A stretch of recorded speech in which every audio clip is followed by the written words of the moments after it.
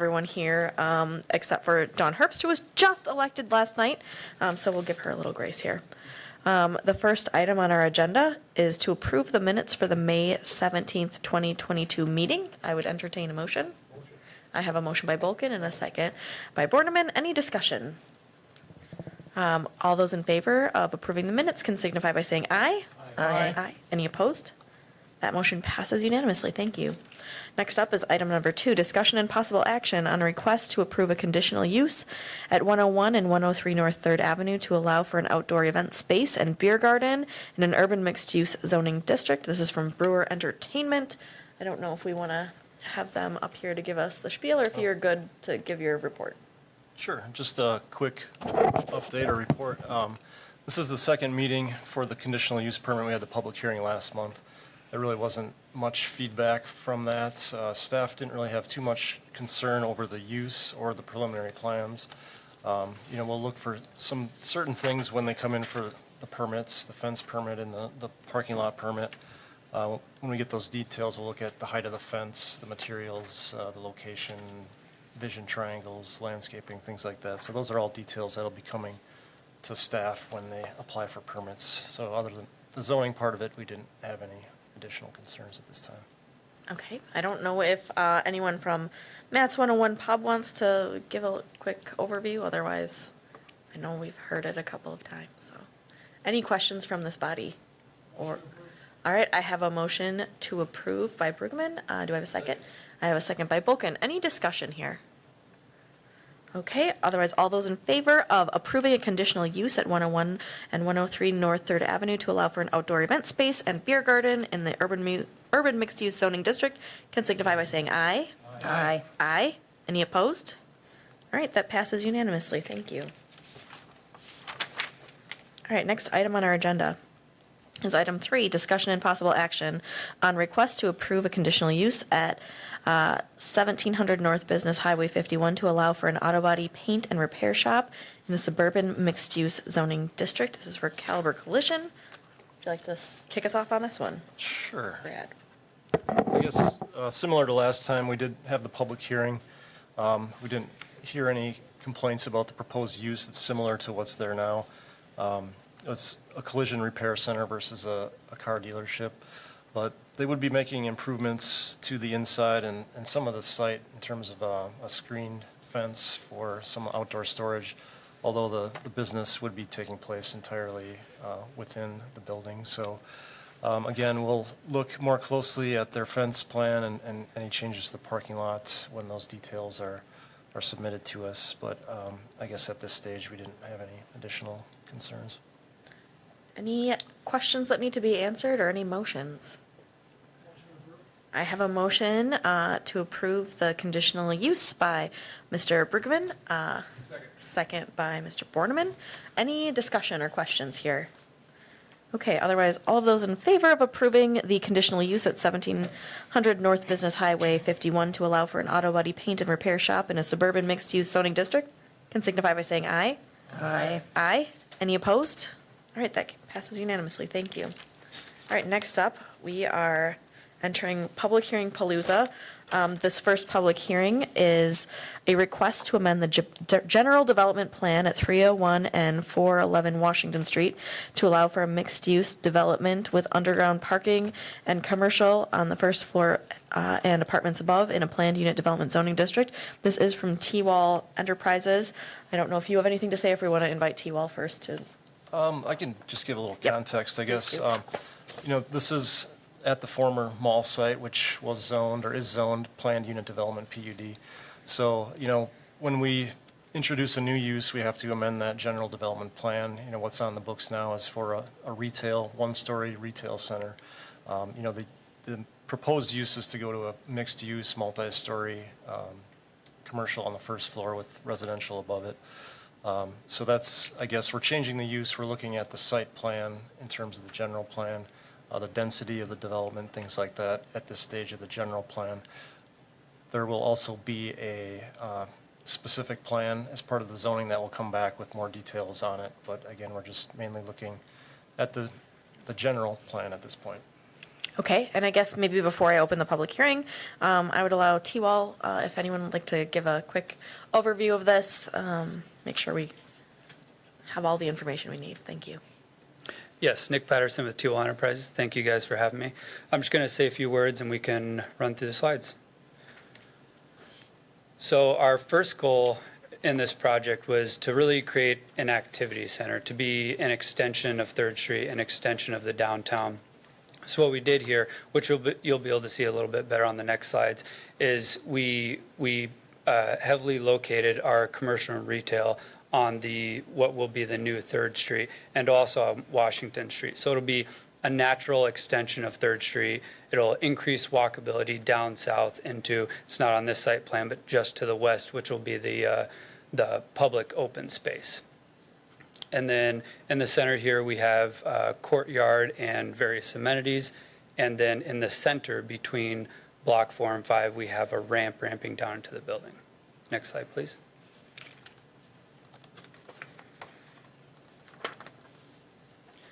So it's important for us to not only provide commercial space to act as that extension of 3rd Street, but also to have heads in beds. You need density for the commercial space and also to lift up the downtown. So we provided an extensive unit mix all the way from junior studios to 3 bedrooms. Junior studios are more high efficiency for young professionals, people that want to live in the downtown.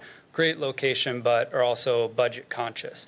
All the way up to 2-bedroom pluses and 3 bedrooms, which are for larger families, individuals who need more space. So it's important to hit all the income levels, but also to accommodate to everybody's lifestyle choices.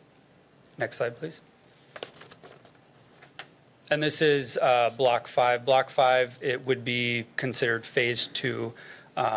We're looking at approximately 154 units, similar to Block 4. It would basically be a mirror image of Block 4 without the retail component. And then lower level, as you see, so on the site plan, we have the building is kind of in a ring and a half circle. But on the lower level, we really maximize the underground parking, going all the way under the entirety of the Block 4 site to maximize the parking there.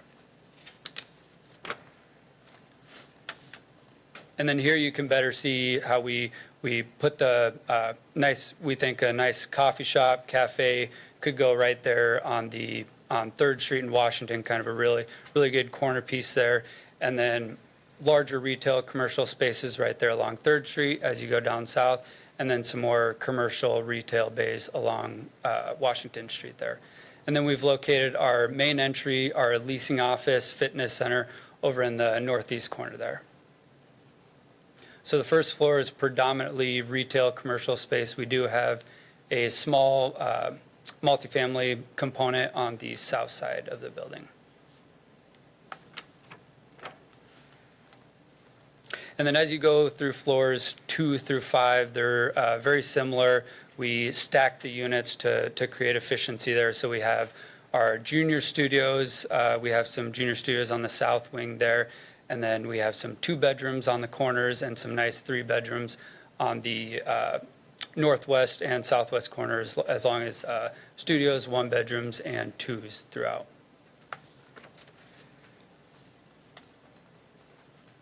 And then on the 3rd floor, we have our potentially a future skywalk that would lead towards the Sears parking ramp. So we have so this is 154 units, and we really maximized our underground parking with 131 stalls, and we could supplement additional parking at the Sears ramp as well. And then floors 4 and 5 are similar, we have the stacked units. And then on the corner there, you see the inside northwest corner will have an amenity space, sometimes a conference room, sometimes a game room. We also have trash rooms on each floor for convenience as well.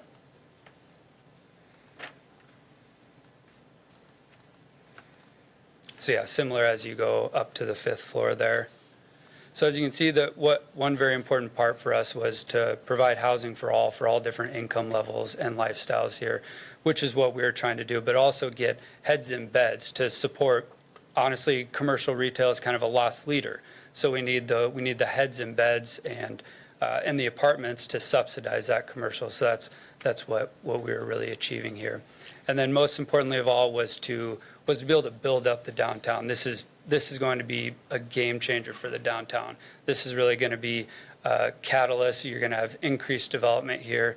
You're going to have probably $5 to $10 million of additional discretionary income for local businesses. So, and then here we have a couple renderings here. We heavily allocated brick, similar to a lot of the buildings we saw on 3rd Street and throughout Wausau. We're using some red brick on the corner of 3rd Street in Washington, and then we have some lighter color brick over there on the northeast corner as well. And then we have a couple accent pieces. We have some white and iron gray hardy siding, which is fiber cement. And we put our large storefronts facing the public green space to really make it an activity center, kind of activate the streets and help in creating a gathering place on the public open space. And now I'm available for any questions. Thank you. Okay, we might call you back when we get to our discussion portion. Sure. But right now, I'm going to go ahead and open the public hearing. Again, this is for a request to amend the general development plan at 301 and 411 Washington Street to allow for mixed-use development and underground parking, commercial on the first floor, apartments above, and a planned unit development zoning district. The first person on my list, I'm going to call on Allison Leahy because she requested to go first. And then everyone else you'll have 3 minutes. Thank you for allowing me to speak tonight. I'm going to attempt to get back to a county board meeting actually after this, but right now I am speaking on behalf of the Wausau River District. The Wausau River District is an organization within the larger Main Street organization, which is a national program that advocates for the revitalization of downtowns. We work with small businesses, business development, placemaking initiatives, and of course, housing in the downtown sectors. So I'm just going to read a brief statement of support for this project. On behalf of the Wausau River District and our Executive Director, Blake Opel-Wachowski, we would like to express support from Wausau's Main Street program for the T-Wall project proposed for the Wausau Opportunity Zone redevelopment area. Our organization has identified that we currently have 3 to 5% of our city's population living within a walkable distance of the downtown. We know that a city is only as strong as its core. Jane Jacobs, an author and Main Street activist, once said, "You can't rely on bringing people downtown. You have to put them there." This couldn't be more relevant in a post-pandemic economy where we've seen the change in working conditions, specifically the ability to work from home, resulting in fewer office workers in our downtown during the daytime on weekdays. The Residential Development Committee under our organization has the long-term goal of increasing our residential density in the downtown corridor to 12 to 15% of our city's population, which is a large goal.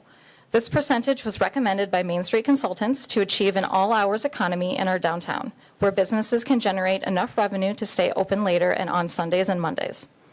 The benefits of more people living downtown are numerous, including increased vibrancy, increased perceived safety, increased market demand for new businesses, and more people contributing to the local economy. The proposed project by T-Wall will help us start to accomplish this ambitious goal by adding 154 market-rate apartments in downtown Wausau. This will complement the additional housing added by Gorman and Company with the former Riverside Battery building and renovations of the Landmark, adding 150 affordable housing units. Adding housing to a downtown can be difficult since there is the inherent challenge of being landlocked. However, we need to take full advantage of this time in our downtown's history when there is ample space for development in the former mall location. Moments like this don't often come for cities, so we urge you to support this project and all future residential projects downtown so we can continue the positive momentum and create opportunities for the future.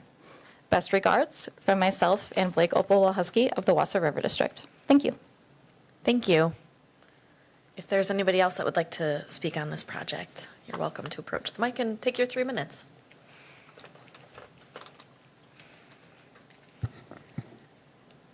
Mayor, thank you. My name's Dave Ekman. I'm the president and CEO of the Greater Wausau Chamber of Commerce, representing 800 businesses, and then also the president of the Greater Wausau Prosperity Partnership, which is the Chamber's economic development wing. Some years ago, in 2019, we engaged in a process with our stakeholders in the community to develop an economic development plan for the city, or for the Greater Wausau region, I should say. And in that process, we really came to the discovery that for us to compete in this 21st century economy and where we're at, especially now in this post-pandemic era that we're entering, that three things really matter for the vibrancy of this community: to be competitive, to attract and retain talent, and to keep businesses here and attract businesses to the Greater Wausau region. Talent, innovative companies, and placemaking is at the core of what we have to do to compete in this economy. And what you see with the Foundry on Third is part of that. And so when we are approaching the placemaking aspect, which is paramount, the statement would go like this: for us to compete in this economy, we must create the place to attract and retain the talent to support our innovative companies. Those three elements are imperative, as what you see going on here, the Foundry on Third, creates a new vibrancy in that downtown, which the next generation is striving to live. Myself, I'm a boomer. I live in River Life. This is an opportunity for the boomer generation to come downtown and enjoy a walkable community right here downtown Wausau. Now, with the revitalization, the pandemic, Allison alluded to it a bit, but I can put some numbers to it. With the pandemic and people working more remote now than ever, that we lost hundreds and hundreds of jobs downtown. And in this world that we live in today, companies chase talent. And the more that we can place people down here, young professionals, those seeking that vibrancy, that cool, hip community, living down here, companies will return. It may not be immediate, but they will return, because this is where talent resides. And so with that, strongly urge that you support this project moving forward. Thank you. Thank you. Is there anybody else that would like to? Yes, welcome. Good evening. I'm Mark Craig. I live at 3246 North 8th Street, general manager of Compass Properties, and we own properties directly across the street from the development that's being proposed, and we're really looking forward to seeing this underway, and we encourage the committee tonight to support it and the city to get behind it, because as it's been stated, housing is so critical to these small businesses. I manage a 250,000 square foot complex across the street anchored by the Jefferson Street Inn that we brought to this committee in 2003, opened up in 2005, and at that time a lot of people didn't think it would work, and it's been hugely successful. 11 years ago yesterday, we had the dedication of the 400 block, and for 12 years we tried to get the 400 block done, and now you can't find anybody that was ever opposed to it. So I think this is really a home run. We're lucky to have T-Wall interested in doing a development in our community. We're all competing. Every community throughout the state of Wisconsin, across the country, are competing for developers.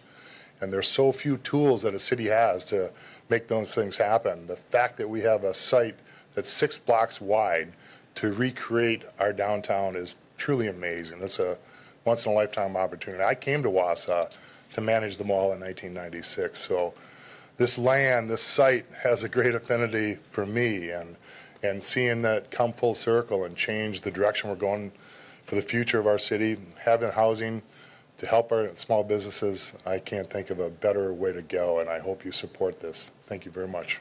Thank you. Is there anybody else that would like to come forward and? Yes, of course.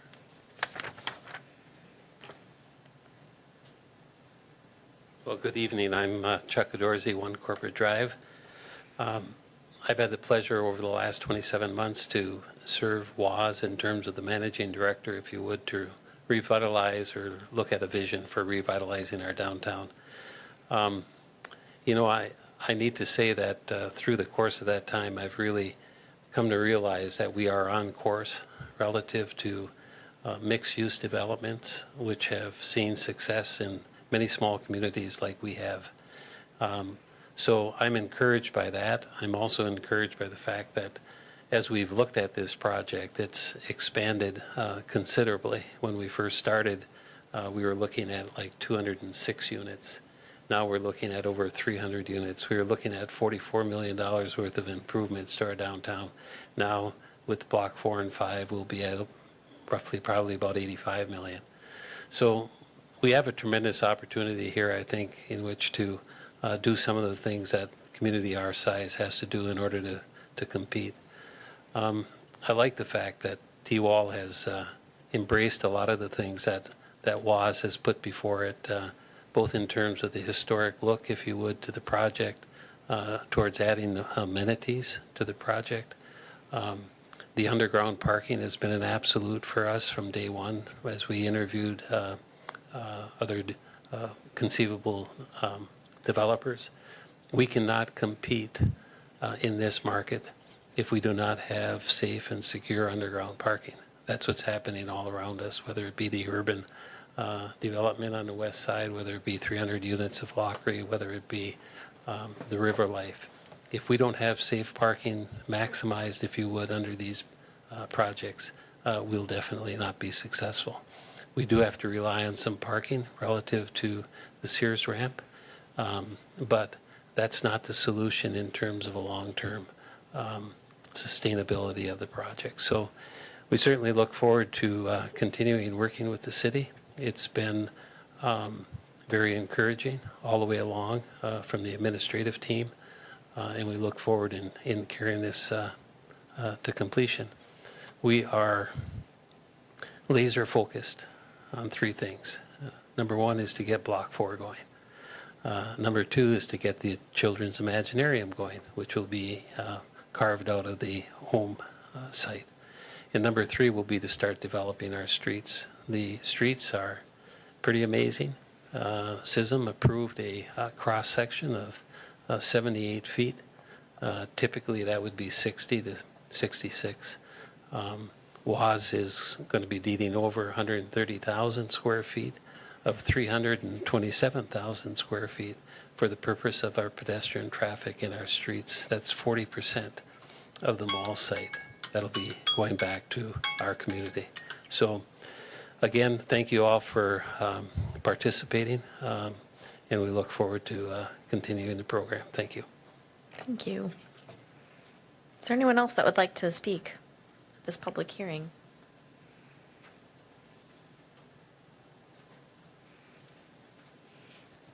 Welcome. Hi, my name's Tyler Vogt. I own and operate Malarkey's Pub, Tawny's Grill, and The Ugly Mug, all the doors of which are right on 3rd Street. And if you believe it or not, Malarkey's is about to turn 15 years old this year. And I agree with all the statistics that you're hearing. I know that we're supposed to have an epicenter of activity, 11 to 14% of our population. I've been to all of those meetings over the last 15 years as well. I thought I'd speak anecdotally for a moment. When I walk out my front door and I look to the south, there's a 300 block, and every storefront has been something else multiple times over the last 15 years. It's because we don't have people living downtown. This development is what we're all waiting for, and we've been waiting for quite a long time. I've been working about 100 hours a week for 15 years. Malarkey's has put $1 million worth of entertainment budget into our downtown to fill up our streets at night. I still do that today. Thank you for approving the parklet, by the way. It's been great. Our Friday nights are off the hook. It really helps. Without all the events that we have downtown, we'd have nothing down here. We don't have customers. We don't have residents. And the minute that somebody has an open apartment, it is filled and there's a waiting list. There's such a demand for this. I just urge you to give it a shot. I don't see this as competition. As someone who pays taxes for my business to exist a few blocks away from other opportunities, the whole district will reach a critical mass that brings people down here in droves.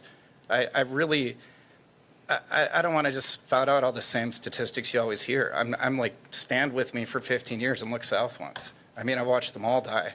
I've watched people's lives get ruined. We need residents. Thank you. Thank you. Is there anyone else that would like to speak at this public hearing? You're welcome to approach. All right, one last time before we close the public hearing. All right, the public hearing is now closed on this item.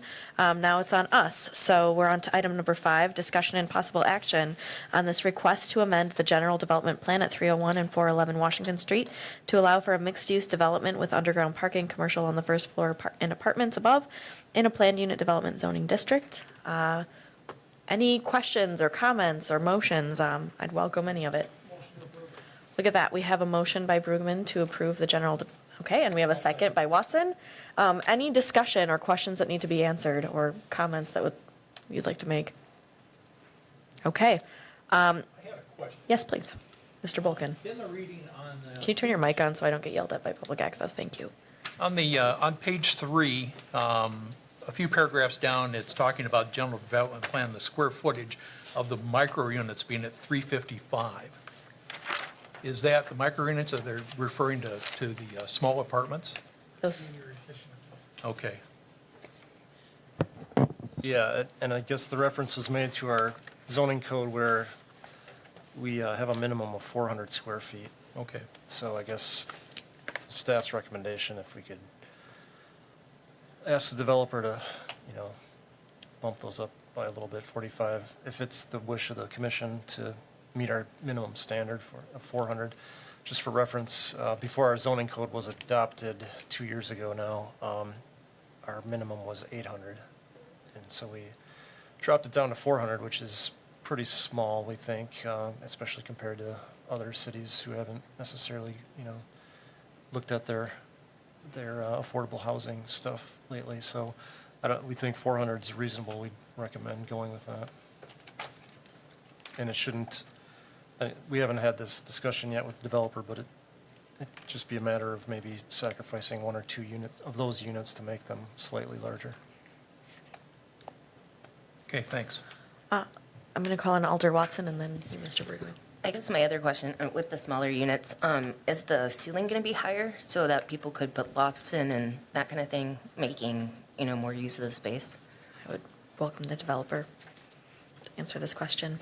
There'll be, don't quote me, but I believe the first floor will have taller ceilings, and then every other floor will have 9-foot ceilings, the same as all of the other units throughout.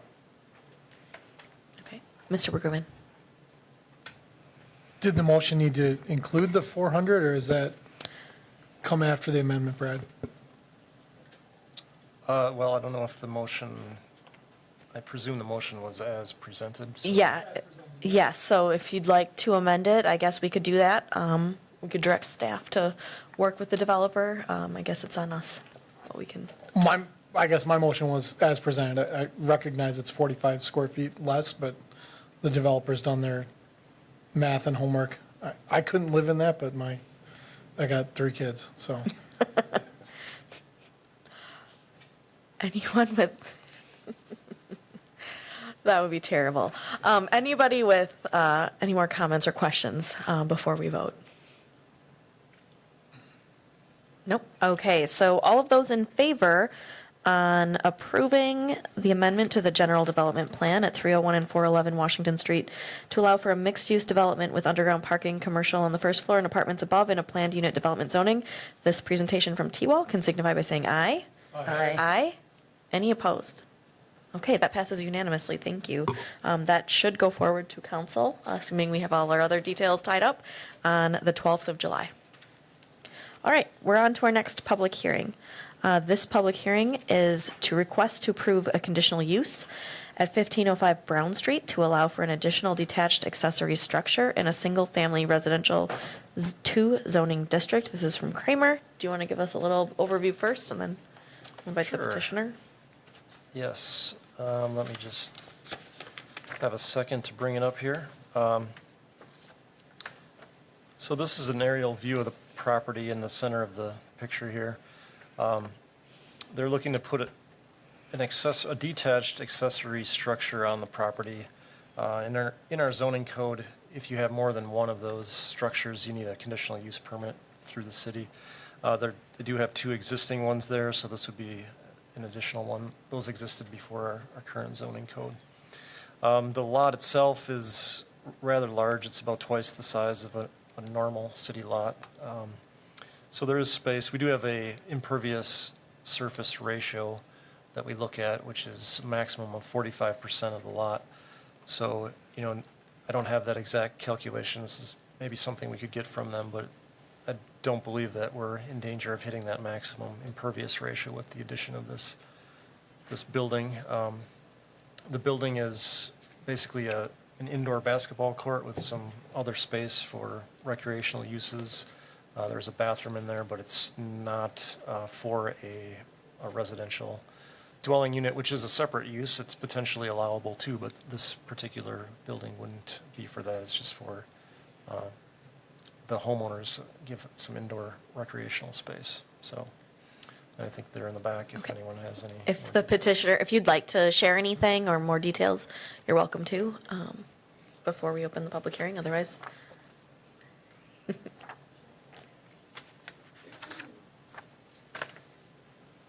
Hi, Hello. thank you. Yeah, so we are just looking to, we have a rare opportunity to put another structure on our property. We have 3 kids, and our girls are older. They're in basketball and volleyball. And then our son is 2. So we thought that, since we have the opportunity to do it, why wouldn't we provide that for them? We think sports in general is extremely important. It builds leadership, builds teamship, builds, it bonds us all together. So we just thought that it would be really awesome for our children. Anything you want to say? Okay. All right, thank you. Thank you. All right, so at this point, the public hearing, I'm going to gavel this one open.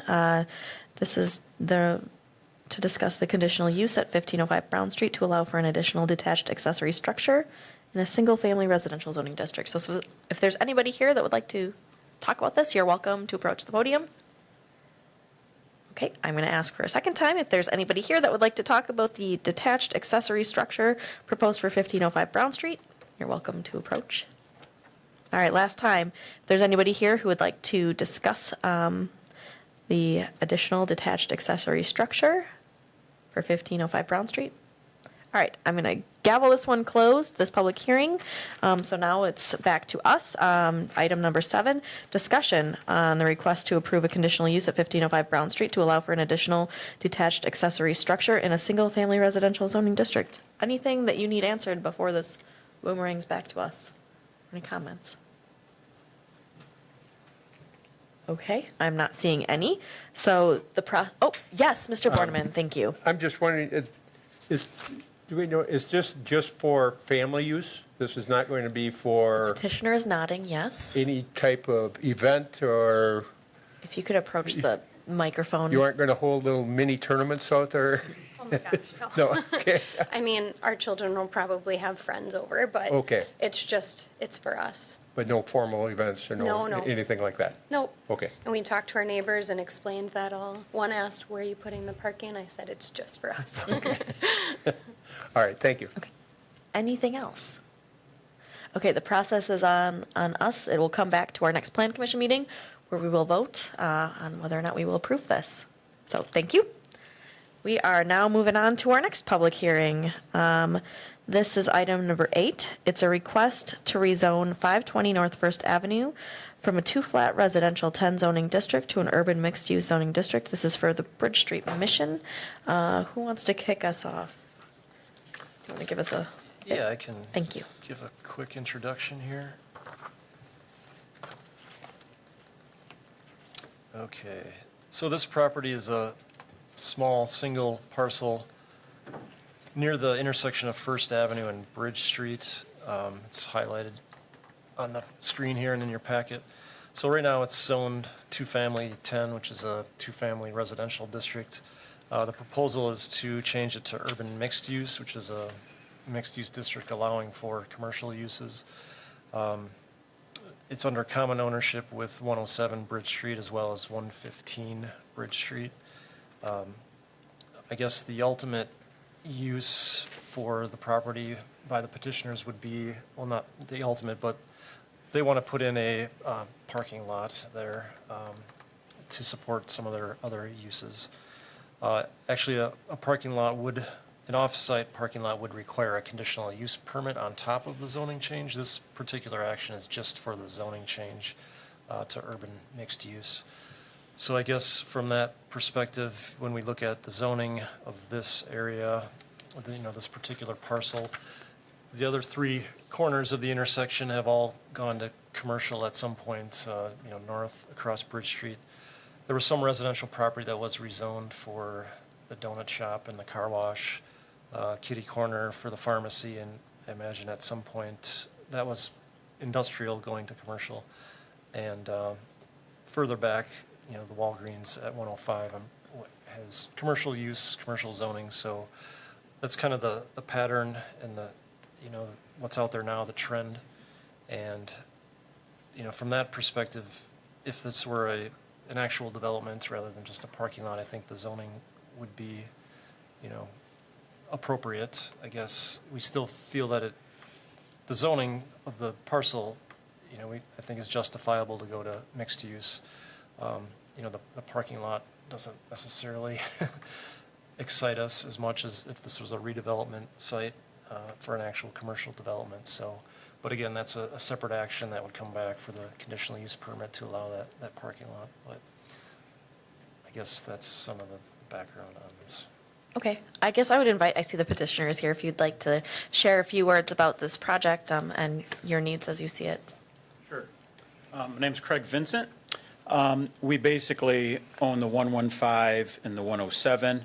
The 520 was donated to us. We're not looking to be in the landlord business. We give stuff away more than we try to make a profit off people. So it made sense to us to match the zoning for those three parcels altogether. We do have a little tight area there, so we would like to put a parking lot in there with some green space. Also, this sets it up for the future. If we would ever have to move, if we outgrow our current location, then this becomes a much more attractive spot for future development that you might be interested in. So I think it's pretty simple. We'd like to zone it to match, and then we'd come back later with plans to move forward with parking. Okay, thank you. All right, so at this point, I'm going to gavel this public hearing open. So if you'd like to share any comments about the request to rezone 520 North First Avenue from a two-flat residential to an urban mixed-use zoning district, you can feel free to approach the podium.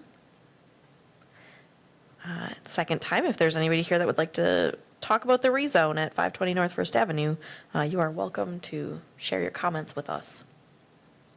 All right, last time, if you would like to speak on the rezone of 520 North First Avenue from a two-flat residential to an urban mixed-use zoning district for Bridge Street Mission, feel free to approach. All right, I'm going to close this public hearing. Thank you. Thank you. And we'll move on to item number 9. This is discussion and possible action on the request to rezone that 520 North First Avenue from a two-flat residential zoning district to an urban mixed-use zoning district for Bridge Street Mission. I would entertain any motions, questions. What would you like? What's the pleasure of this body? I have a motion by Bulkin, I'm assuming to approve of the rezone, and a second by Mr. Brueggemann. Are there any comments or questions? Mr. Brueggemann. Could we approve the conditional use for the parking lot this time?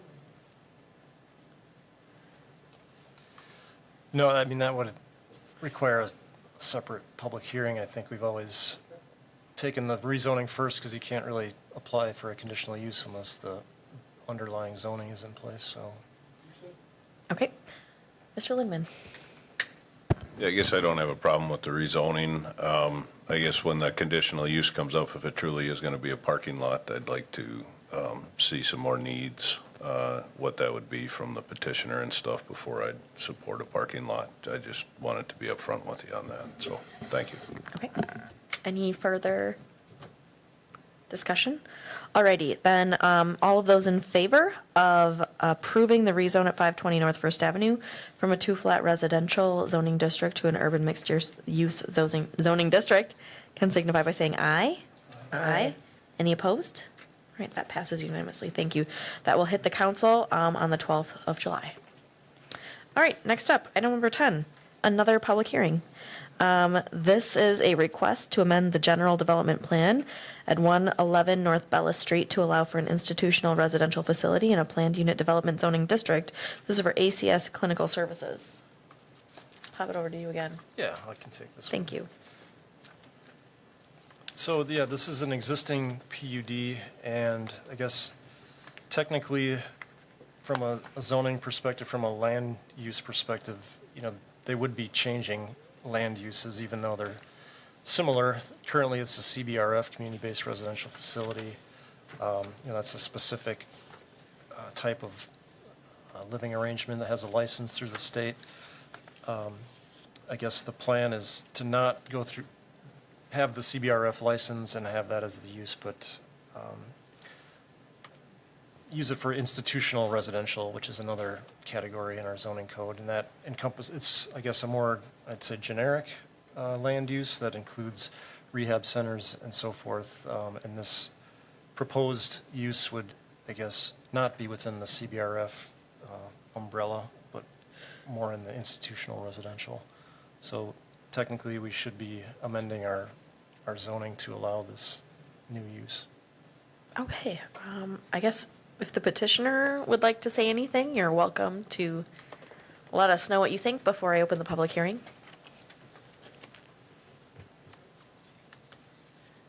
Hi, Vicki Trebian, ACS Clinical Services.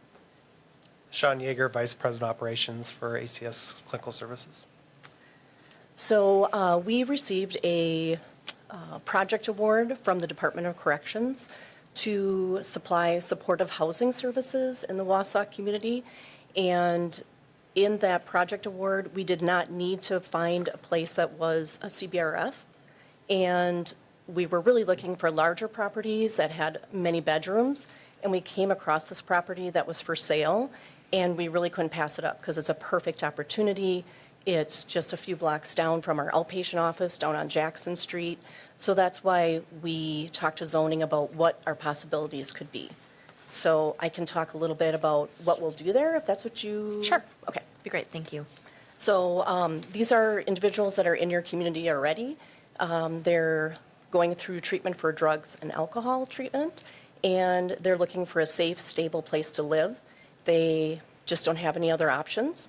They need a little bit more structure, monitoring, in order to be successful in the community. They could stay there up to 90 days, maybe 120 days while they complete their treatment. We're going to teach them independent living skills, cooking, cleaning, laundry basics, you name it. They all need to learn that. We'll have staff on duty 24 hours a day, just like a CBRF would. We just don't need that licensure per our program award. So that's just the difference. Okay, thank you. All right, with that, I'm going to open up the public hearing. If there's anybody here that would like to talk about the request to amend the general development plan at 111 North Bella Street to allow for institutional residential facility in a planned unit development zoning district, you're welcome to approach the podium and share your comments. All right, if there is anyone here who would like to talk about the programming or at the general development plan at North Bella Street, you are welcome. We're ready for you. All right, last time, if you'd like to speak on the request to amend the general development plan at 111 North Bella Street. All right, with that, I will close this public hearing. Thank you. We're now on to item number 11, discussion and possible action on the request to amend the general development plan at 111 North Bella Street to allow for an institutional residential facility in a planned unit development zoning district.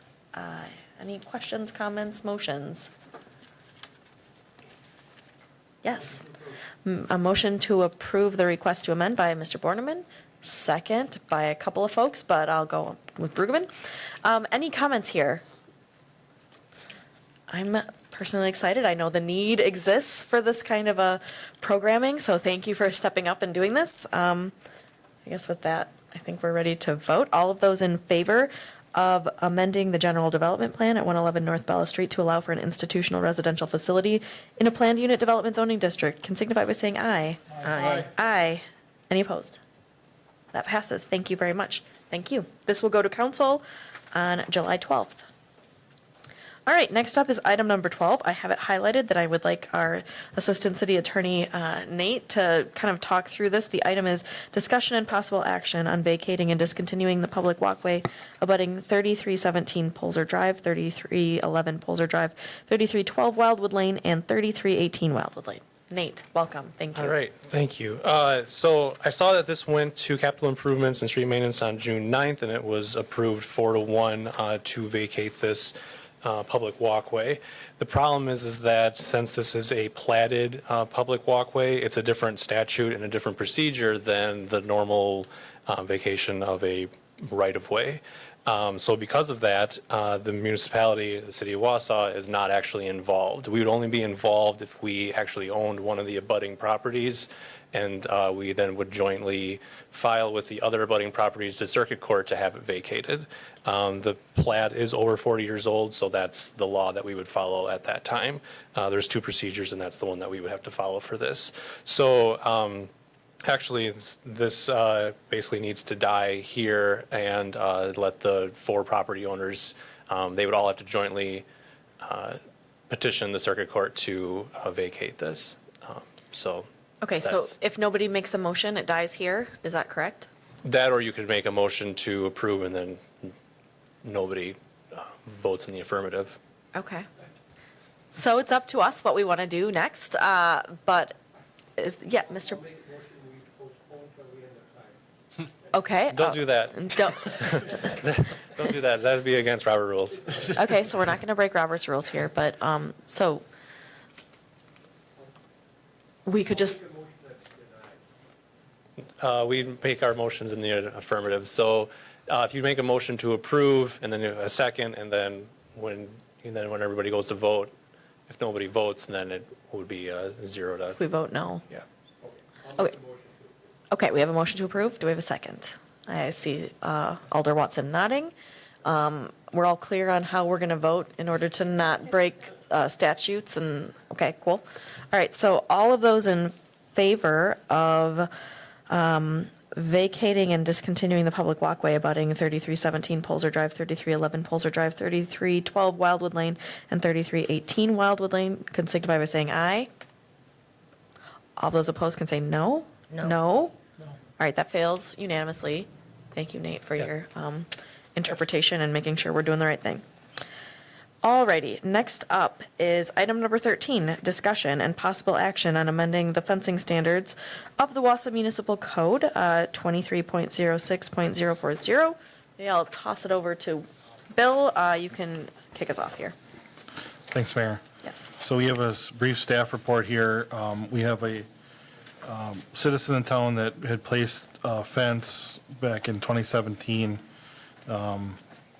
They did not obtain a permit, and we flagged it for not meeting our standard ordinance for materials. So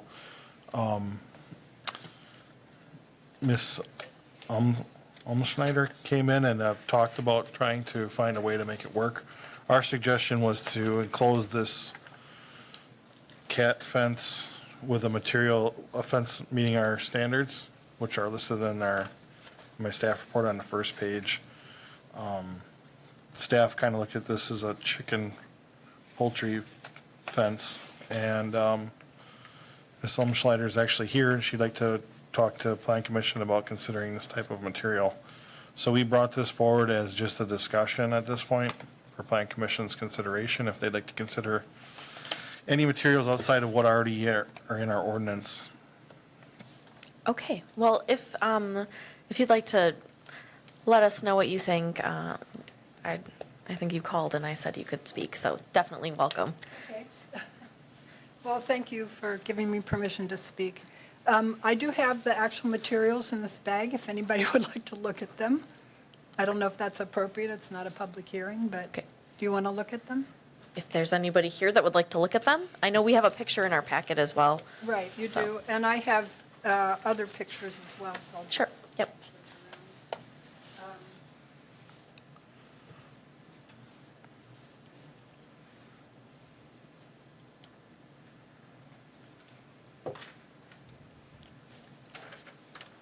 And I guess what I feel about these materials is they aren't poultry fencing.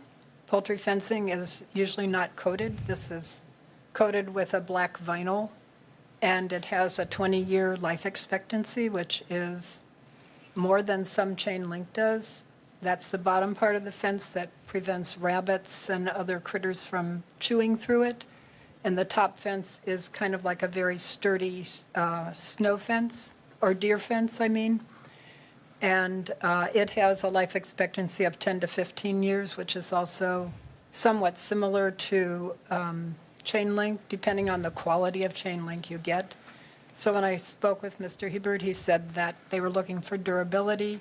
And I know that poultry fencing is explicitly excluded in the code right now. So I'm asking to be able to include this because it's durable. It's very inconspicuous because it's black. I don't want a privacy fence. I like being able to look at my neighbors' backyards. We have a lovely neighborhood. All of my neighbors approve of this fence. They have no problems with it. I didn't know about needing a permit to build it when we built it, so otherwise I wouldn't be here now, I suppose, or we would have changed something then. But it has been up for 5 years. It's been durable, and my cat was very disappointed she couldn't get out of it, and I suspect that she's the one who contacted Mr. Griefey and told him to look at it so that it would be removed.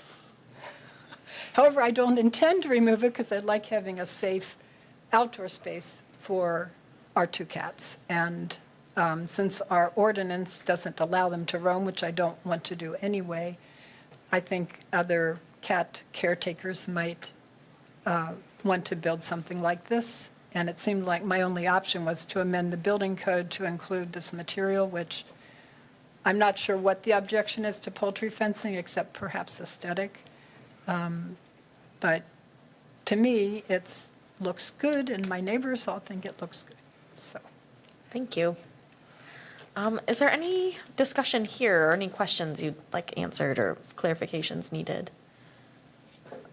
Or we could help give direction. Yeah, Mr. Lindman. So I think that the question here is whether we're willing to amend our ordinance, right? That's the question on the table, correct? And include this material in the ordinance. Correct. We could either, the direction I guess we're looking for as staff is either to say, no, we think the ordinance is fine, and we've enforced these materials for the last 2+ years for everyone else that's asked, or over, I think we've required fence permits for 8 years. Or if there's some consideration, what the direction would be, is it limited to a certain area, certain square footage, certain not visible from the street? Is there other material that you'd consider? Because pallets are one thing that came up, and we don't specifically prohibited for pallets, and we had that come in this week. Would welcome any comments from folks. I guess at this point, I wouldn't recommend changing our ordinance at this point to add any other materials without further research and looking into that. So that would be my. Would the direction be to maybe look into research further about materials? Or to just not? And the zoning code was developed it was a template from Vanderwall, which has, 30 of these are throughout Wisconsin. So it's kind of a standardized material list here. It's. Right. Sure. Alder Watson. I guess I would be interested to see, investigating that specific material, as potentially adding it, getting more information. Just because, construction costs are rising for a lot of like lumber and other like materials to construct fence, so it'd be nice to see if there's other options. Okay. Anyone else? Yes, Mr. Bergman. Is there a distinction on whether a fence is permanent or temporary? Temporary fences are more like a snow fence where it's from November to April. Something that's taken down every year. So if I were to have a chicken wire fence around my garden on my property, would I require a permit? Garden fences are separate. This is like more of a perimeter. This takes up most of our backyard. So there's a square footage with respect to the perimeter? Those are two different distinctions. I'm just, Square footage, but there's some specific language in our code about garden fences and temporary fences. okay.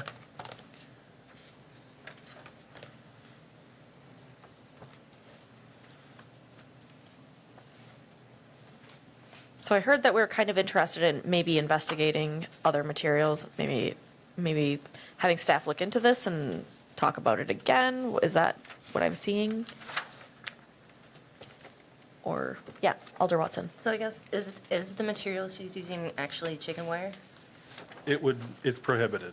But it is chicken wire? Well, I mean, yeah, if you Googled chicken wire, this would come up. Okay, because I'm guessing, I was looking at G, any other material of comparable quality as approved by the zoning administrator? But I would look at the first, where does it fit between A through F?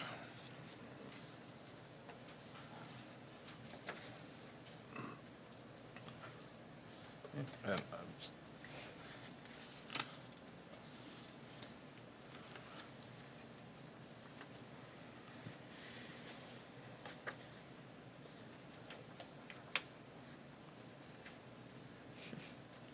Some Googling happening. Anyone, what do you want to do with this guy? Do we need more information? Well, I mean, you could suggest we go to public hearing and have a draft ordinance next month or next available agenda. I'm seeing some nodding. I'm seeing some other quizzical folks. But if there's a motion, I would take it. Otherwise, if there is no motion. I have a comment on this. I would think that, looking at the type of material, it looks very lightweight. And I would be concerned if something that lightweight would be a danger to even like birds going through the yard, because it's almost like a mist net. And other animals. I think something like this would be a hazard to other animals.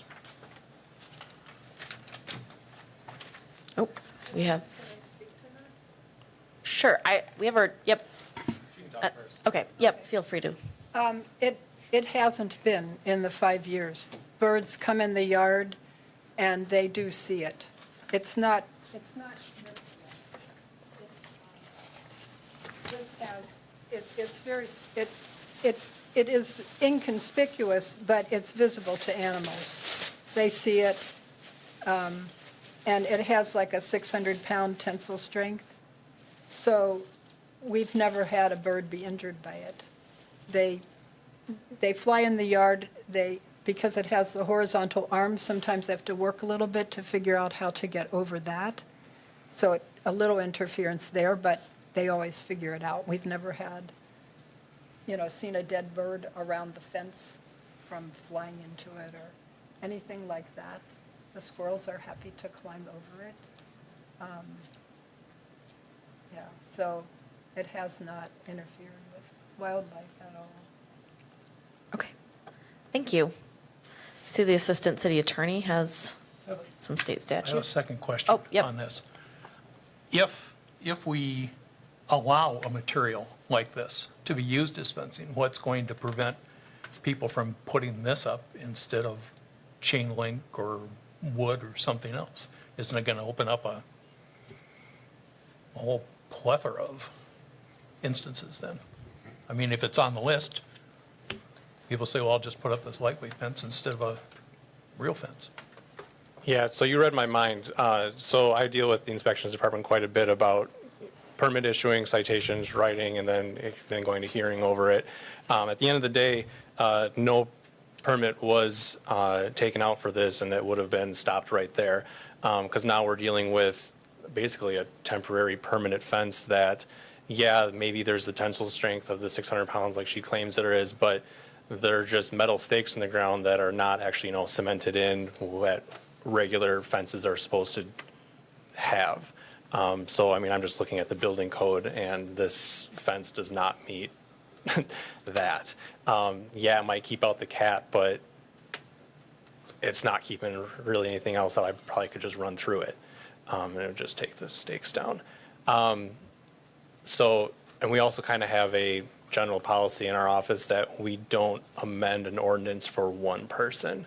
That usually ends up creating more harm than good, just kind of like you said, all of a sudden we're going to be dealing with every house in Wausau is going to put up a chicken wire fence because now it's allowed. And I'm hearing Ann upstairs yelling at me for, why did you allow this? So that's why I'm just stepping up. Thank you. Any other discussion from this body or a motion? Mr. Bordeman. I'll make a motion that we leave the code as is. Okay, I'll second that. we have a motion to leave the code as is. Do we need to vote on that if we're not taking any action?